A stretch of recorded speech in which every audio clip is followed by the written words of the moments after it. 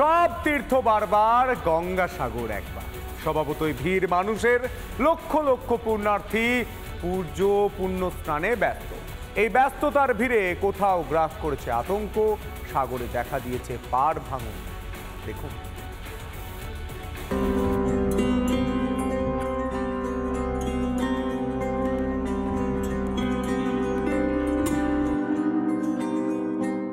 কথায় আছে সব তীর্থ বারবার, গঙ্গাসাগর একবার। প্রতি বছরের মতো এবারও লক্ষ লক্ষ মানুষ ভিড় জমিয়েছেন সাগরে মকর সংক্রান্তির পুণ্যতিথিতে। ঠান্ডাকে উপেক্ষা করে স্নান, পূজা অর্চনায় ব্যস্ত প্রত্যেকে।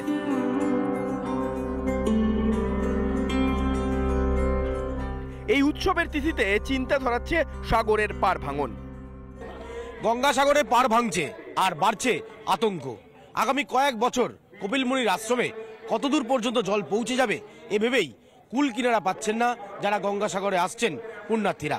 তারা বলছেন কপিলমুনির আশ্রম থেকে গঙ্গাসাগরের সাগর পর্যন্ত পৌঁছতে বেশ কিছুটা সময় লাগতো, আর প্রশাসন বলছে এই রাস্তাটা 1 কিলোমিটার, যেটা এই মুহূর্তে দাঁড়িয়েছে মাত্র 450 মিটার।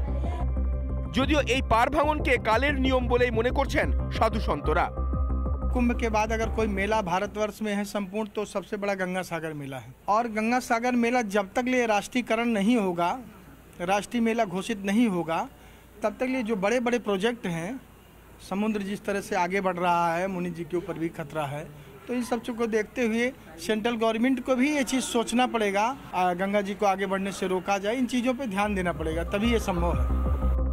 বিষয়টি যদিও সরকারের পর্যবেক্ষণের মধ্যে রয়েছে বলে জানালেন মন্ত্রী বঙ্কিম হাজরা।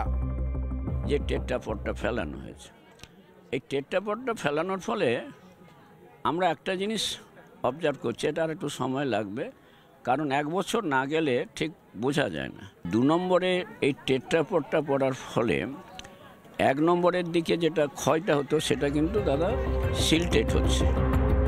সাগরের পাড় ভাঙন আটকাতে খরচ এখন বিপুল অঙ্কের টাকা, আর কোনোভাবে যদি সরকার সেদিকে নজর না দেয় তাহলে কি নদী গর্ভে বিলীন হয়ে যাবে কপিল মুনির আশ্রম?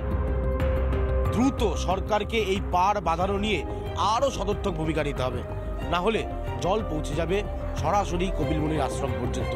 এই মুহূর্তে যার দূরত্ব দাঁড়িয়েছে মাত্র 450 মিটার। ক্যামেরা শম্ভুনাথ পালের সাথে অনুপম পাত্র, রিপাবলিক বাংলা, গঙ্গাসাগর।